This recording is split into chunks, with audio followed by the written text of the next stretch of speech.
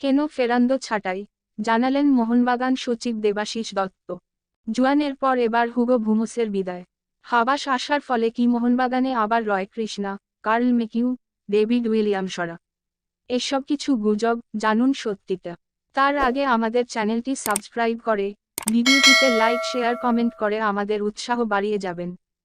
Habas আসায় সবার মনে শুধু একটাই প্রশ্ন, হুগো ভুমোসের বিদায় ঘটবে, তাছাড়া আবারও হাবাসের আন্ডারে রয়কৃষ্ণা, ডেভিড উইলিয়ামসরা আসবে? এই প্রশ্নগুলো আমাদের এই ছোট্ট চ্যানেল, তারপরও আমাদের ডেসক্রিপশনে দেওয়া হোয়াটসঅ্যাপ গ্রুপে গিয়ে অ্যাডমিনদের প্রশ্ন করেছেন নজনে।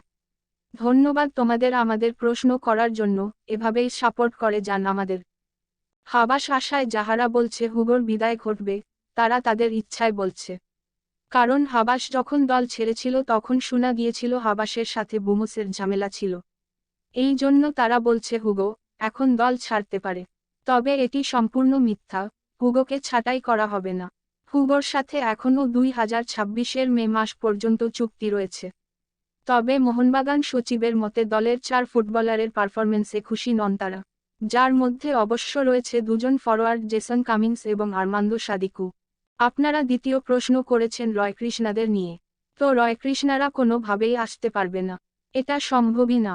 কারণ এই মুহূর্তে উড়িষ্যার হয়ে দুর্দান্ত খেলছেন রয়, লিগের গোলদাতাদের শীর্ষে রয়েছেন তিনি। অপরদিকে কার্ল মেকিউ তার দলের হয়ে মাঝমাঠ কাঁপাচ্ছেন। তাদের এই পারফরমেন্সে কোনোভাবেই দল তাদের ছাড়বে না। কেন ছাঁটাই করা হলো জুয়ানকে? এএফসি কাপে পূর্ণশক্তির দল পেয়ে গেলেও জুয়ান ফেরান্দো সাফল্য এনে দিতে পারেননি।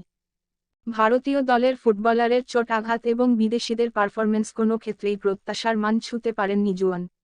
আর তার সঙ্গে যুক্ত হয়েছে আইএসএল এর প্রথম পর্বের শেষ 3 ম্যাচে হারের হ্যাটট্রিক।